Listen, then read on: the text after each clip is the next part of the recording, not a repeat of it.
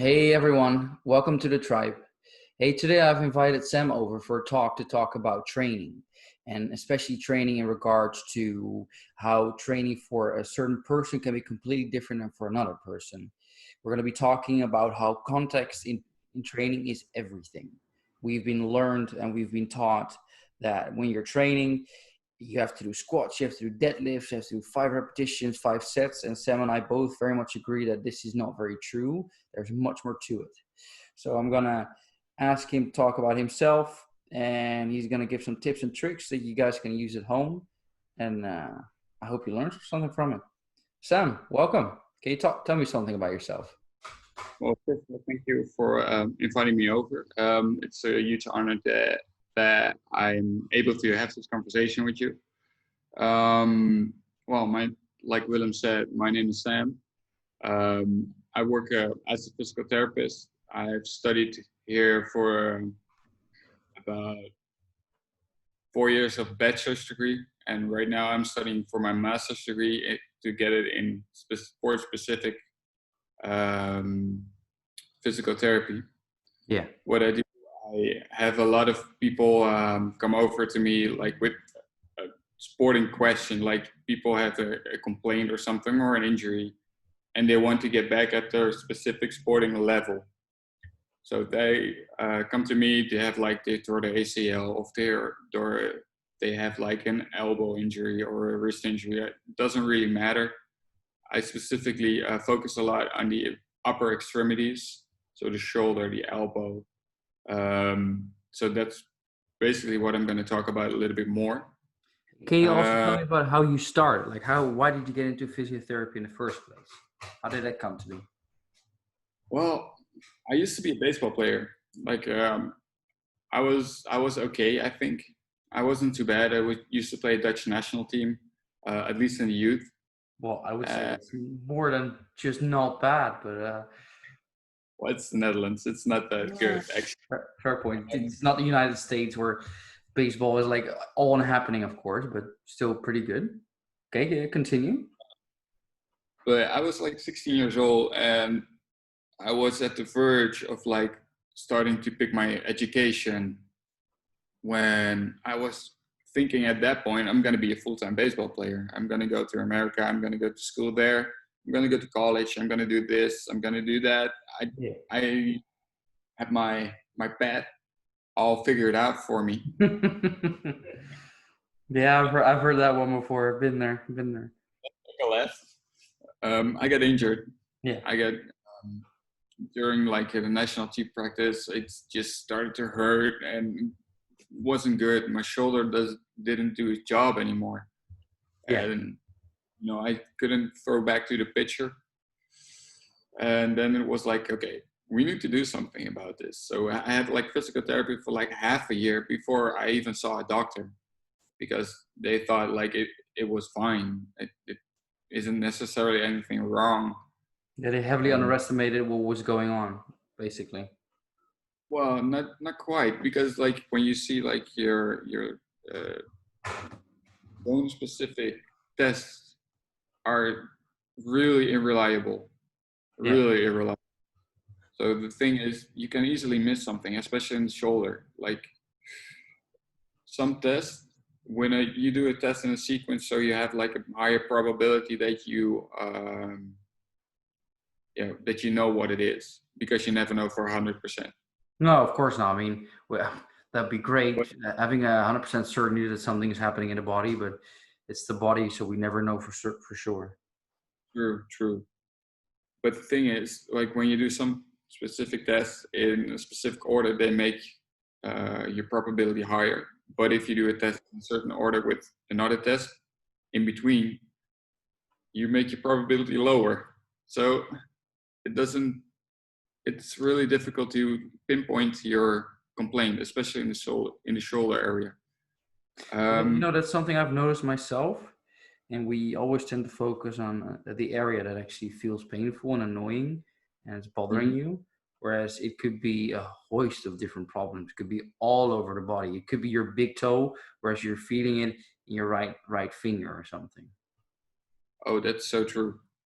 That's called you have a couple of theories about that. One of them is called referred pain and trigger points. Yeah.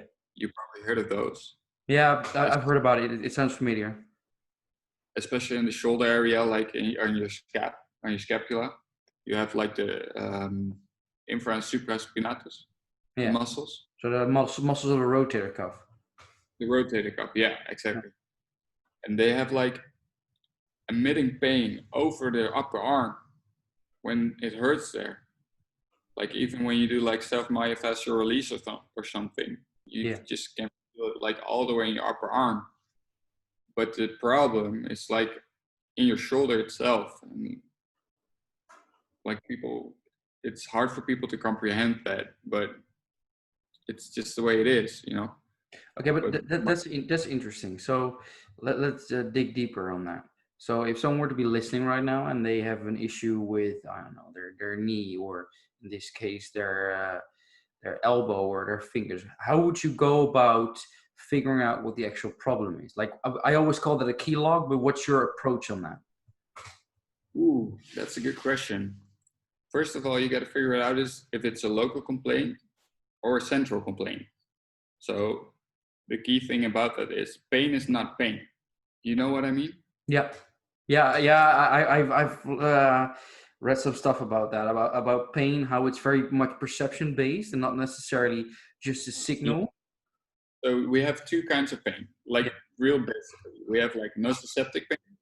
That's the pain like you get from a cut or something, or like tissue damage. So that chemically induced pain.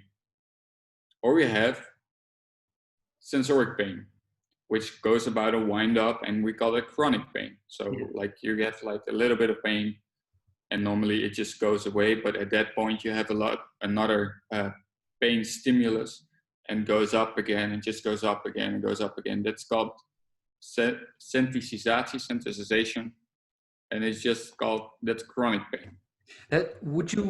Could you refer to that in interoception, exteroception? Could you say that's very similar? Whereas the nociceptive pain would be more exteroception outside the body, and sensoric pain would be interoception, something's going wrong within your body? No, not really, not quite, because pain is really difficult, because pain is manufactured in the brain at all times. It doesn't matter what the pain is. So they're both like in your body.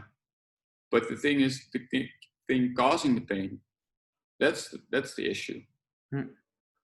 So like when somebody has like had an accident or something, somebody tore his ACL, all right, just for reference case. Oh, just for the people listening, can you explain just for a second what ACL is? The anterior cruciate ligament, it's a stabilizer in the knee joint. Yeah. If you tore that, you have pain at that moment, you know? Like straight up, you got pain, you get tissue damage. Yeah. That's just a warning from your body, like, oh man, that something is wrong. So you have like a stimulus that goes to your central nervous system, that goes to the brain. Your brain says, ooh, something's wrong. I have to act, I have to do something. Yeah. Instantly, like within a second, you know something's wrong. But that pain goes away, like for how much does it stay for at least, let's say 6-7 days, then it's gone. If it's on, like when you cut yourself in your finger, that hurts, right? Yeah. It's gone in like 2 hours. Yeah, but you know, that makes sense, because usually when you're getting a stimulus in the body, like an emotion or a certain feeling, it is to get you into action. Maybe you have to stay away from a certain area, or maybe when you're angry, you have to get a solution, or when you're happy, you sort of manifest what has been going on. So that would make sense that when you're being in pain, you don't have to be in pain constantly, because as long as the signal has been sent over, the job is done. True. That's nociceptive pain. So, you know, there's tissue damage. Yeah. You know, if there's not tissue damage, so if the complaint is holding on for like, let's say a day or a month, maybe a month or two, then you're going into chronic pain. There's no nociception there because your body has already healed itself. So that's sensoric then? I'm sorry? That would be sensoric. That would be the case where your body makes a prediction and the prediction causes constant pain. Would you Could say be, that? could be. At least your problem is somewhere else than specifically the knee or something. Yeah. The patient has knee pain. Okay, but so we've just talked about what pain is and different kinds of pain and how you can assess which one you're dealing with. Yeah. What would be visible information for people at home? Feasible information, like they're dealing with a torn ACL, so their knee is a bit messed up and they're getting pain from that. So what would you do with training in order to get rid of that? I would bike at first, get a cycle motion, like just keep on moving the knee. That stimulates the muscles and stimulates the muscle pump, which we call it here in the Netherlands. Yeah. And just relieves like all the bad fluids in the knee, and you get just more relaxed knee. Yeah, it's your lymphatic system that's being activated, right? I think so, yeah. Yeah. People. No, that's actually that's good information. I knew that already, but that's a good thing to clarify. That a lot of people often feel like when they're hurt in a certain area because they tore something or something went wrong, they try to immobilize it. Whereas you're saying that in order to keep the muscle pump working, to keep all the nutrients flowing and all the waste products taken away, you have to keep moving. Well, ACL is different in that case, I think. Like immobilizing is, we have a couple of rules. Like everybody has those rules. You have like use it or lose it. So is it a good question for you? Is it a good thing to stop moving if you are hurt? I don't think so, because movement also stimulates stimulates. How do you say that? Like you said, a Dutch word. Herstel. Recovery. Yeah. Yeah. Yeah. Well, you know, the way I always like to see, I always like to use certain words that are put in very well. And one of them, I think, fits this situation is called hormesis. And you know hormesis, right? Not quite. Hormesis, when they talk about hormesis, it is a positive reaction to a certain stimulus. And obviously when tissue is damaged, the stimulus has been too great. So it's damaged beyond repair at that moment. And if you want to get the tissue back to its normal state, then you have to slowly agitate it a little bit. So at first, you might do a couple of knee flexions, sitting down, and then you're going to go for squats, and you might go for jogging, running, and you slowly build up the load via hormesis, via that concept. But you have to keep moving. You have to keep stimulating the tissue that is maybe is damaged or that's hurting, because otherwise you keep continuing going in a loop and you just continue to get the same result, which is pain pretty much. And hey, you have quite a bit of experience in physiotherapy and in dealing with people, and I myself am always very interested in patterns. Can you tell me a little bit about that? Like, what kind of injuries do you see often? Where do you think they come from? How can they be targeted? Can you tell me about that in regards to your experience? It depends. Like you have, what I really experience is that you get specific people for specific complaints.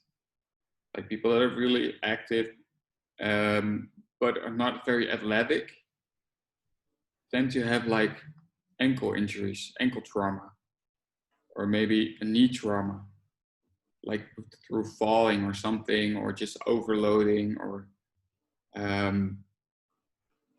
they just break something. And like I said before, I have a lot of elbow patients, and they just break the elbow, and they just come to me because they cannot extend their elbow anymore.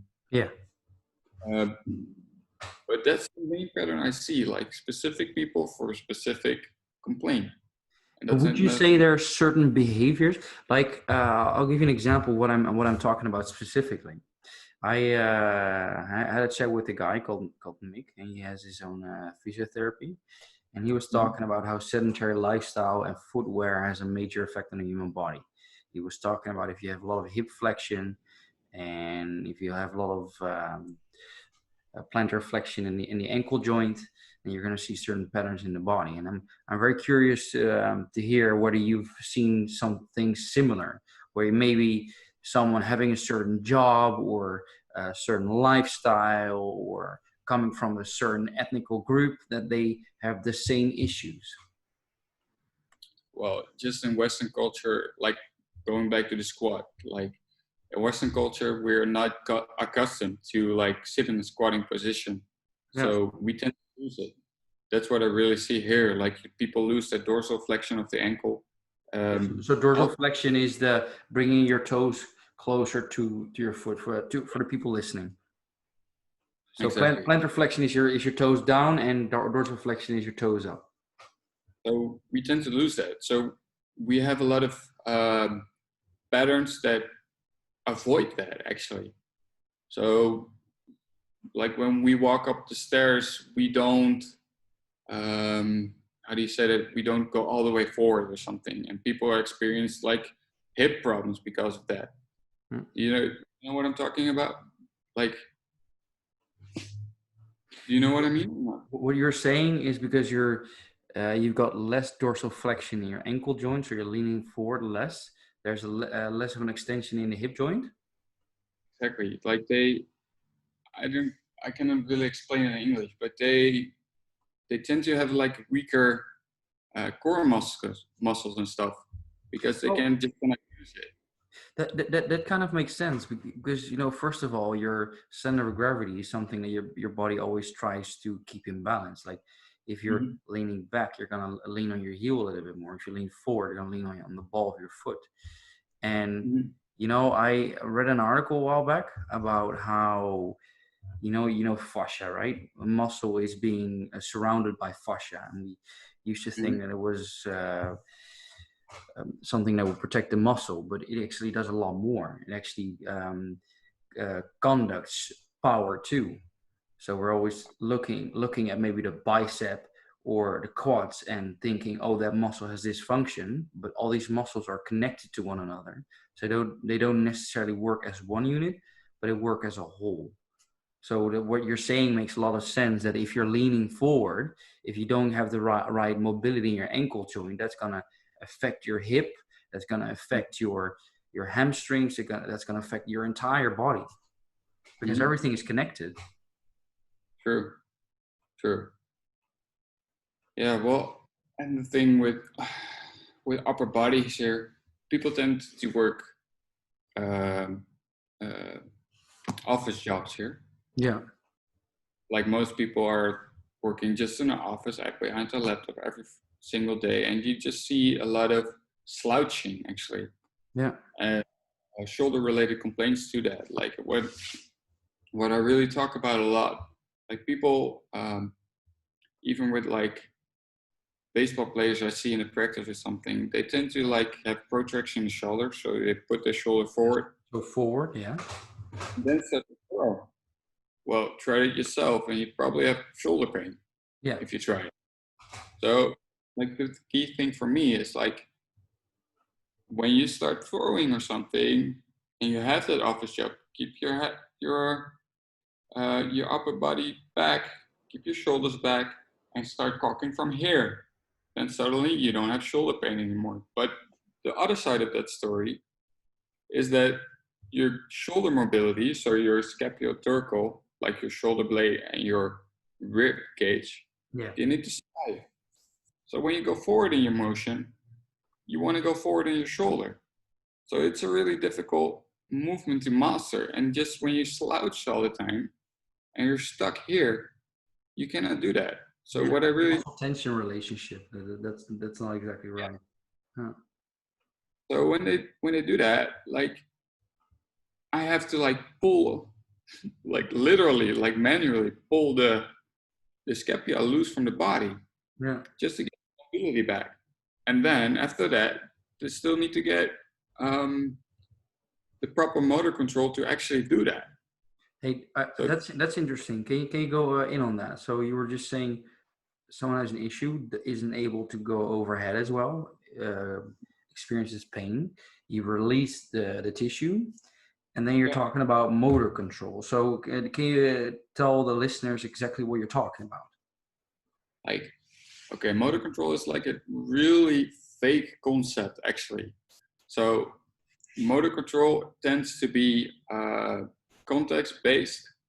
So you want this certain task done, and that's everything working together to get that specific task done. Yeah. Actually, motor control. So me moving my body in a specific manner according to the job at hand or the task at hand. Yeah. That's what I consider motor control. You know what I find interesting about that. So I've done a bit of reading and a bit of thinking on myofascial release. Well, for those of you that don't know what that means, myofascial release is a muscle is tight, you're rolling it, you're putting tension on it, you're activating nociceptive fibers, thereby it releases. And I used to always be firmly against that. I always thought, well, your muscles are tense for a reason, and you're releasing them, you're taking away the safety mechanism of the body, and then you're loading it like before. But I've come to the conclusion that it's half of the story. That if you're currently showing a certain movement pattern, maybe you're very quad dominant, maybe you have a very big slouch and you need to get a certain position, then you need to be able to get there first. But that does require, as you say, to get better motor control first. So allow the body to get into a certain position, make the movement better, and slowly allow the body to alter itself to get into that position. True. Like my philosophy is like I treat a lot of people on the table. Yeah. My philosophy in that is like I want them to conduct training better. So if, for example, if I will have bad ankle mobility and I want to do a squat, well, that's not going to happen, is it? No. So I provide the mobility so they can do the squat, so they can make the knee better.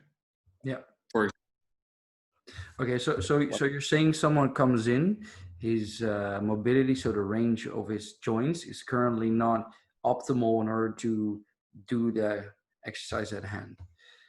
But then my question is, obviously, the reason why his ankle is locked up a little has a reason.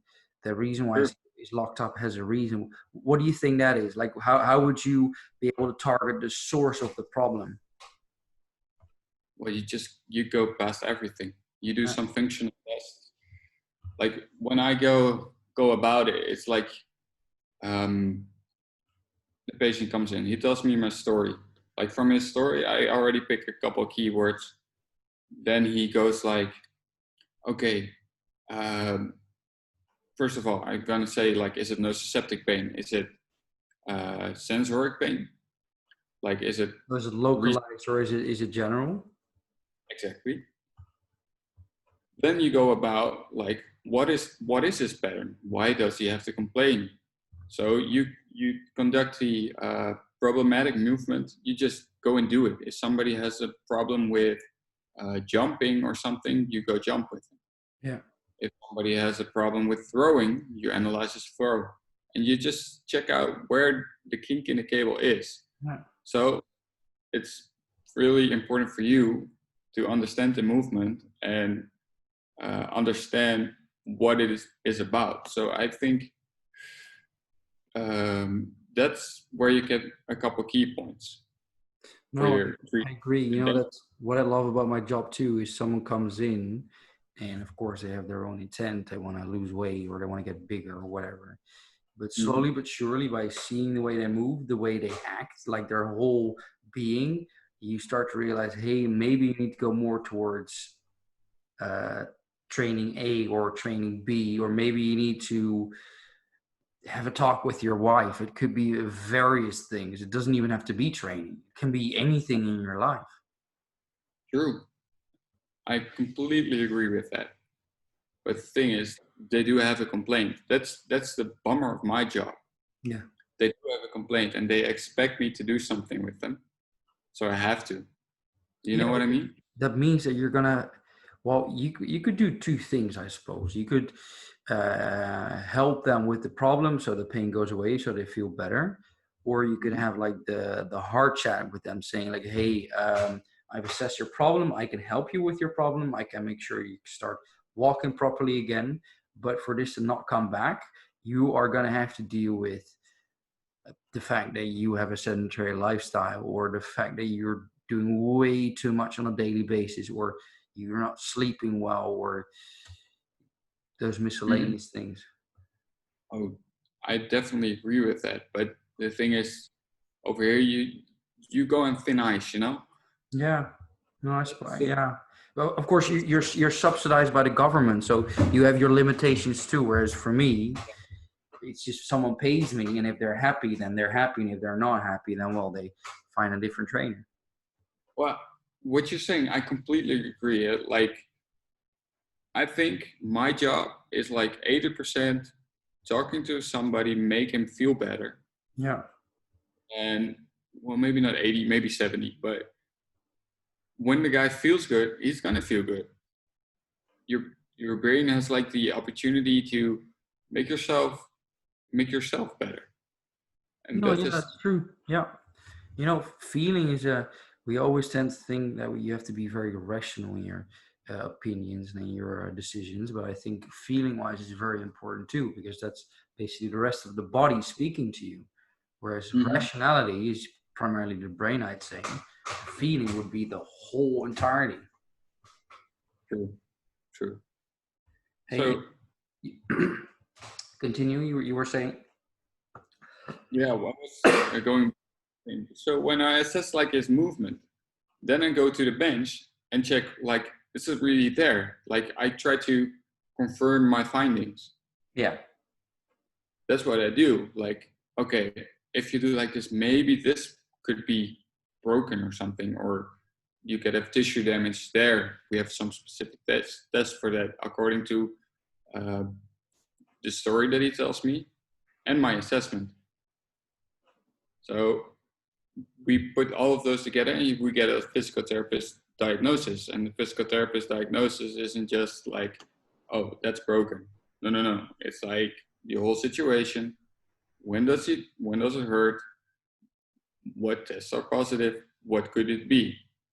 Like, and that's how I go about. And then according to that, together with the patient, we make a plan. Like, I think it's this. I think we got to do this, this, and this, and this to get where you want to be. Most of the So, time, that's training. in regards to actionable information, let's just dive into that, because you already said, so if someone has an ACL, let's just go back to that for a second. And we were talking about how you would make it that the knee is able to take more load. Yeah, You said you were making a plan. Can you tell me a little bit more about how that plan goes on the long term? Like maybe about training principles. You were talking with me before this chat about overload. Can you talk to me a little bit about that? sure, sure. Like first of all, in the first couple of phases, we are limited to our tissue, to our model from tissue repair. Yeah. So we have like the first 6 to 7 days is the acute phase, and the knees are going to be swollen. And we got to do cycle motions. We got to just try to make the knee less irritated. If we do that, we got to start with some small, like really minor um, training, like just uh, tensioning the quads. If that's all, it's all said and done, and you are able to like put a load on it. First of all, we assess the load management. What did you do today? What did you do last week? What did you do over the last couple of months? So we start at that like all the way from the beginning. Do you know Tim Gabbett's load management principle? I might know it under a different name, but I don't know him as well. Tim Gabbett found out like a way that you can do it simply. He takes a load over a week, like over, that you did over 1 week, and to assess the load, he makes your training, the couple of minutes that you train, times the RPE skill that this athlete experience. So your rate of perceived exertion. Exactly. Yeah.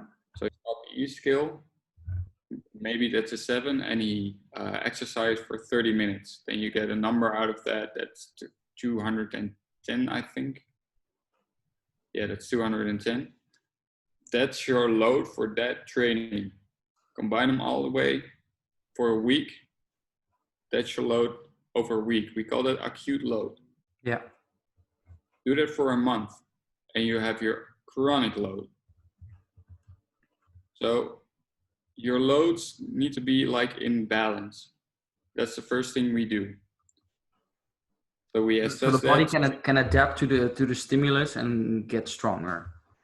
Yes, without any risk, because Yeah. that's the thing. We are always on the edge. Like when somebody has a reconstruction of his ACL or something, we are on the edge of what the ACL can take. Like at 3 months, we start running, like jogging on the treadmill. And I think that's about, it's an educated guess, but it's about 2,000 newtons of stress on the ACL. And the new tendon that is placing your knee can only take 2,100. So we're on the edge. Yeah. All the so load and risk assessment is crucial in our job, especially when you do post-op. You know, I've been told that they're usually talking about an increase of 4%, generally speaking. That when you're in a very general sense, that you have the comfort zone, you have the stretch zone, and you have the stress zone. And the comfort zone is, well, where nothing grows. Everybody knows that saying. And the stretch zone is where you're growing. And that's the 4% that refers to your social life, that refers to strength training. Well, in this case, that refers to tissue being damaged and over time taking on more load. Mm-hmm. I mean, that will be the same, right? Tim Gabbett talks about a difference in monthly load to 1.5 times. That's fast, actually. Yeah, monthly load. Like you cannot go over that, then you're in the danger zone. But muscles really regenerate fast. So you have like 2 days or something to recover, and then you're good again. Yeah. So when you look at fatigue, like the first thing you get, last thing you get fatigue about is like your muscles that breaks, the IVIT. What's IVIT? Protein. Protein breakdown of your muscles that heals in like 2 days. That's like your delayed onset muscle soreness. Yeah. So no, I've actually heard something really cool about that. I wonder what you think of this. They went in on DOMS, so delayed onset of muscle soreness, and they were saying that it was neurological. They were saying that it's more of a compression syndrome. Have you heard about this? I have, but they're taking different kinds of fatigue and mixing them up, because fatigue can be happening in the brain, or neurologically, like central exertion or peripheral exertion. So what I tend to do, say like peripheral exertion, is like everything that happens in the muscles. So when you're doing an exercise and you're... So once again, what you're saying, peripheral is everything outside of your central nervous system. So your muscles, your tendons, your bones. Yeah. In this case, yes. If we're talking about a muscle and delayed onset muscle soreness, you have the latest stage of peripheral exertion. Yeah. Protein damage that could happen. You know what they were talking about? They were talking about cyclical and acyclical. This is actually really interesting stuff. It completely changed my view. When they're talking about movements, you have the concentric, eccentric, and isometric. Concentric, of course, being you're shortening a muscle. Isometric being you have static tension. You're flexing the muscle, but nothing happens other than that. And eccentric is your lengthening the muscle under tension. And it turns out that if you have a purely cyclical movement, like you're running, or you're doing a carry or a slap push, you have very little to no DOMS. So you have very little That's compression. that's true. Which is insane. No, it isn't actually, because you use a different kinds of muscle tension. Because Yeah, but delayed onset muscle soreness is protein damage, which happens from contracting and extracting your muscle, which doesn't happen as much in running.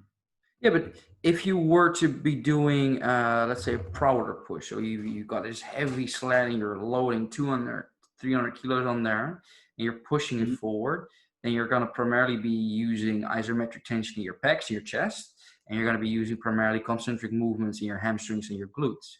And Yes, the interesting thing is, you're dying in that moment when you're pushing it, but the next day you're going to be fine. You have little to no DOMS, even a day after that.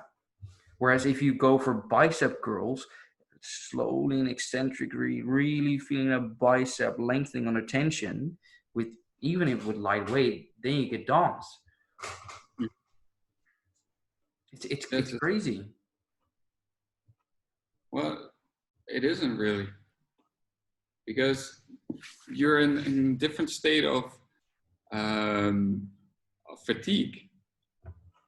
Like you have a couple of different phases of fatigue. So you go like when you do like running and stuff, you're primarily in your creatine phosphate and your aerobic and anaerobic energy systems. That's gonna fatigue. When you're in your like basically pure uh, uh, muscle power, you're gonna damage protein, which doesn't happen like when you move in a chain as much, and you can dissipate the load a little bit. But here's the thing, that if you were to be doing bodyweight squats, so concentric, eccentric, eccentric, like the basic bodybuilding, Mhm. and you're comparing that to a prouder push, which creates a massive load on the body, uh, spinal too, Mhm. and that barely causes any damage, any noticeable damage. Like the next day, you're going to be a little bit tired, run down, but you're not going to be broken down. So No, then my question is that really protein damage? Because the prouder push is going to create a massive amount of damage, especially via free radicals. yeah, well, is that true? You have to. It's something you cannot assess. You know, is it maybe a central fatigue? Maybe you have to. Your brain has to have so much uh, power, like output power, to Yeah. actually make that before. And that's the thing that fatigues before that you actually fatigue in your muscles. Then you don't get DOMS. You don't get Yeah, delayed onset. this what you're saying right now, this is actually something I would love to talk about more. It's about the neurological aspect of training of the and what I mean by neurological in this case is, Okay. how do you feel about something? How do I feel about that? How do I feel that? No. Like you're doing a training session, and you haven't been training for some time, and you've been slacking. You're eating very unhealthy, so you're a little bit scared. You're scared you're gonna get DOMS. So then the training is gonna be completely different. Whereas you come into the gym thinking, "Oh my god, I'm gonna murder all the weights. I'm gonna throw them around, and I'm gonna feel great." Mhm. Whereas you're basically the same person, it's the same exercise, whereas the outcome is completely different. Because you said already, pain is something we make up, it doesn't really exist. That's a bold statement, but it it it Well, isn't something grabbable like we think it is. That's more the case. But the thing you say is true. Like your mental health set, your mindset is really important in how you work out. Like when I feel like I cannot swing as hard today, I'm not going to swing as hard today. Like when I'm a golfer or something, yeah. or I cannot throw as hard today, I'm not going to throw as hard today. But that's just a safety mechanism of the brain. If you think like I cannot take it today, you just your body is subconsciously afraid that it's going to injure itself. So you have a lighter. And you'd be unwise to not listen, to just think, I'm just going to cover myself up with stimulants and do it anyway. Well, you can't. You cannot override it. You cannot physically hurt yourself. That's the thing. That's what your body is trying to say to you. Like, dude, you're hurting yourself. And when the next time you go to the gym, like after a couple of times, and your body's like, oh wait, this isn't so bad. It's gonna go better. Yeah. Like, and well, it's not hurting yourself anymore. Yeah, Carl Friston is an amazing man. He's a neuroscientist. He's one of the leading neuroscientists in the world right now, and he's talking all about the body making predictions. And I've noticed myself that because I've been putting myself through such straining for such a long time, I barely feel anything anymore. Like I can go for an all-out sprint uphill, and normally my heart will be pumping out of my chest, and now it's like I feel fine. Whereas maybe after 2 days, I'm like, okay, I actually did do something. My body doesn't give me the signal anymore, saying, "Oh, you need to calm down," because I've done it so many times. It's like nothing. No, that's true. Your body prepares itself. That's how the body works. Yeah, it's Like, it's weird. I bet you agree with this one, but it's just when you start your study and they talk about training in this very static, very convergent way. Oh my God, there's so much more. Oh, there's so much more out there. There's so much more ways you can mold yourself or alter yourself and use different principles. Oh, whoa! Like all the way.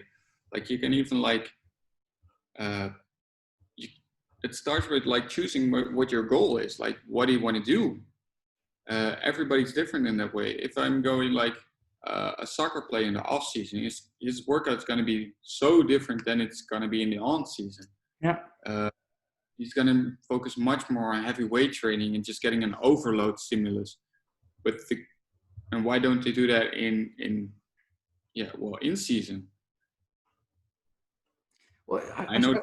I suppose it's about asking questions, right? It's about asking, where do I want to go and what kind of situation am I in right now?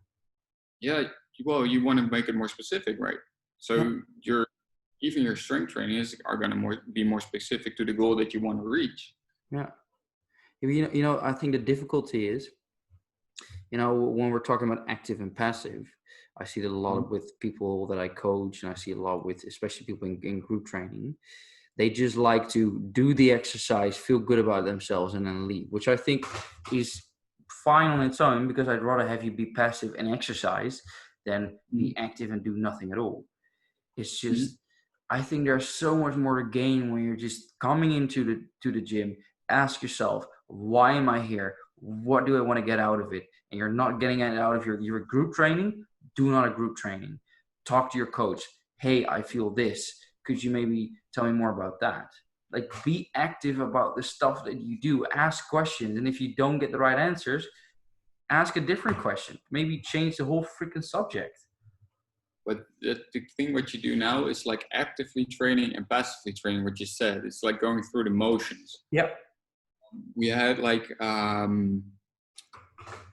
baseball. We had a guy, you probably know him, Martijn Nijhoff. Yeah, I know him. We had a guy, and he always said to us, you gotta have a goal. Like when you have a goal, you can basically just sit on your cell phone and do the same thing all over again and play your stupid game. Yeah. But you have a goal. You're actually actively practicing something you want to achieve. And that makes practice way more efficient. That's cool.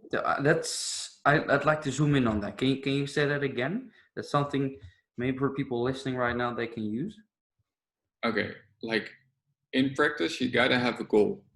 Doesn't matter what kind of practice it is.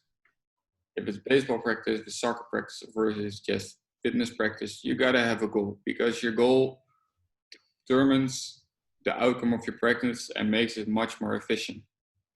So you're thinking, if you have a goal, you're thinking about what your practice should be. So if I want to get strong, I'm going to do 5 reps with heavy weights. If I want to get big, I'm going to do 10 to 12 reps, or 8 to 12. Help me a second. 8 to 12, right? Yeah, there's a lot to it, but the general consensus is 6 to 12, 5. So to 5 would be power, and 6 to 12 would be more hypertrophy. So if I want to, but that's where it starts, you know. Like, do I want to get big? That determines the amount of reps that I'm gonna make. Do I just want to get strong? That determines the amount of reps and the weight that I'm gonna pick. Okay, do I want to get a quick movement and place it inside a movement that is in my sport? I'm gonna take a small weight and maybe a variable weight, which makes my my context different, so I'm gonna get better at it. Yeah. No, I think that's very clear and direct information, because whether you're successful or not successful depends on, well, where are you going? If you want to go backwards in life, then maybe the actions you're undertaking are completely wrong. Whereas to someone wanting to move forward in life would think, oh, that's great. Hey, there's something I would like to tell you, and this also kind of I follow this guy, and he always comes up with these studies and all these principles. And he was talking about the melanocortis axis.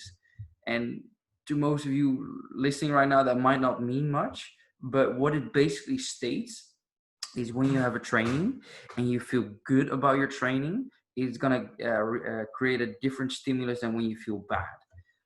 So they talk about the polyvagal theory about fight, flight, freeze, and flow.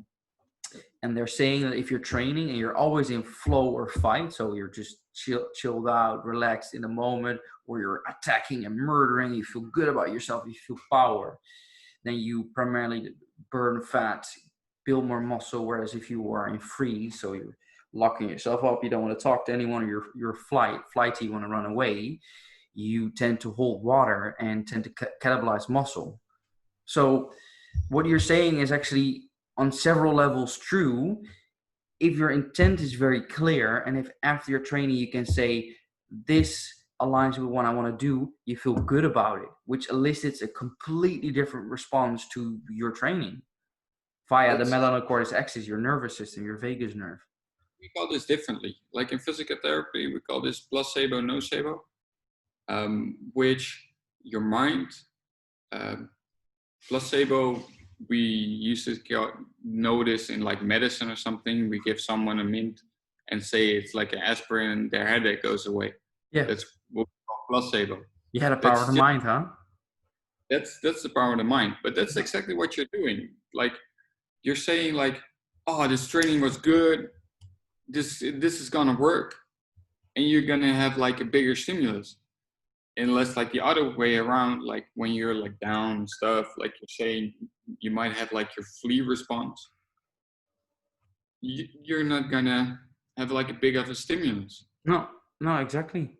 And you know why I love this study. I've always said, and people have hated me for it, I don't believe in calories. I don't believe in a calorie deficit. I don't believe in BMR, because I think the human body is much more intricate than a piping system.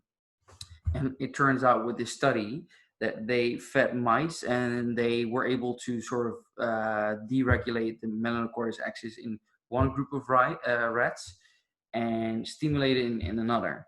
They had the same amount of calories. The mice that felt good about the movement actually burned more fat and built more muscle, whereas the group that had their melanocortis axis, like the part of the vagus nerve, your nervous center, cut off, actually gained weight. That's why I love that study. But same thing, we see it in humans all the time. The guy like me that can eat all the freaking junk food he wants and stay skinny, and the guy that eats the same thing and is like fat as hell. Yeah, I feel good. Like, I feel good all day. Like, it's sunny out, you know. That guy is probably sitting at home playing his PlayStation. And Yeah, it's perception. You know, if we tend to underestimate our body so much, thinking we've all figured it out. And the more we learn as a species about ourselves, and the more I tend to learn about movement and muscles, neurology and biology, I tend to realize I know so fucking little. I understand some principles in quantum mechanics and neurology, but it's like nearly just scratching the surface. nobody is. It's so exciting. There are a Um, couple concepts that are really interesting in that aren't even proven yet, but they tend to be true. well, they um, they are releasing a couple of big papers on glycolysis, on lactate, and the fact that lactate is not a waste product. The pyruvate lactate thing, right? It Mhm. turns out that lactate is the end product, and lactate is produced anaerobic and aerobically, which Mhm. completely changes everything around. Yeah, sorry, it's just that Say it brings aerobic the nerd out in me when I hear that stuff. We used to say aerobic lactate. Yeah, but So like, you know, but you know every how they deducted that lactate was a waste product. It's insane. It's actually really fucking insane. So they had a frog, a dead frog, and they electrically stimulated the leg, which produced lactate. So they thought it's a waste product. And when a body is deceased and they inject lactate, rigor mortis, so the stiffening of the extremities, is increased. Waste product, which is completely the opposite. Apparently, it turns out it's a signaling molecule. It's a hormone. It's a neurotransmitter. It's the primary fuel for the brain. It's so cool. what do you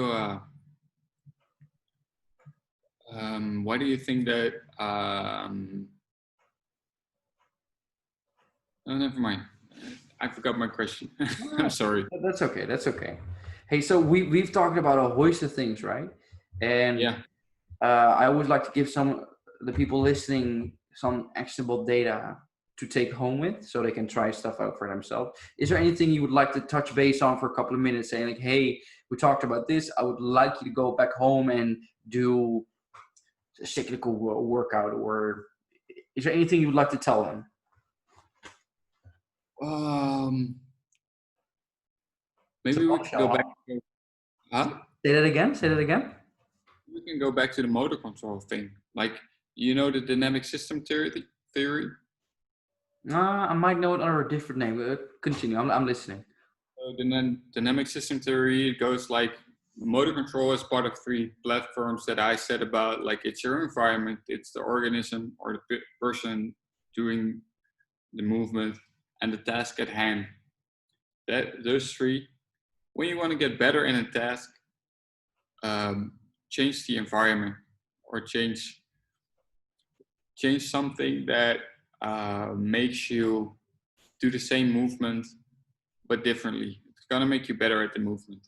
I think Okay. So that's one. how would you make that actionable? Let's say Joanne is listening at home and she's struggling with training and she has injuries. What would you tell her? What would you tell her right now? Well, that's a difficult one because it depends on the context. But Good answer. Nice. that's let's say she's torn her ACL and she has trouble running. Yeah. What I would you would tell say her? start running barefoot. Nice. Yeah, nice. Because like the ground, our shoes are good for our feet anyways. So the ground is like so uneven and it makes you train more muscles and make you better at the specific task. So if you go back then from running in a grass field without shoes, you can probably run better with asphalted road with shoes. It's just going to make you better at things. So you change the environment. That's what you want to, from what she wants to achieve to someone an environment with more variables. That's the Yeah. word, right? No, I think that's good. No, it's you're starting to fuck. What did Frank Bos say about that? Right there, he had a theory And, about that. Say what? hmm? Attractors and fluctuators, right? Well, that's a part of his theory, yes. Okay, But let's not dig deep into that. Just maybe that's maybe for next time. but that, yeah, well, that's about more like analyzing the movement that is there. But For now, we would say, as you just said, if you want to improve a movement, try to change the environment a little. So maybe in this case, you said, well, walking, running on the grass, or maybe different surface or different kind of weight. that's what I like. Don't be rigid. Don't be rigid in your approach. Don't be think outside the box. That's what you got to do. Okay, And what you also got to make sure your task is clear. That's really important. I like that. Yeah. If your task is clear, you're not gonna see much result. That's why I think like how do you a front pull like here? High pull, yeah. Yeah, that's a bad exercise. You know why? Oh yeah, because of the elevation and trapezius. We already got too much of that. Oh, Even without it's also because your acromion is sort of impinging on your sort of your no, bicep. way easier than that. It doesn't have a clear endpoint. That's a bad exercise. So you'd rather do go like a clean and go here where you have an endpoint than something that doesn't have a really specific. Oh yeah, I remember. This is from Frank Bos. I've read that book.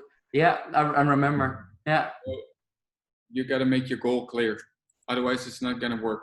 nice. Like a high and like a clean, it has the high pull in there, so you got to go here and then jump under it.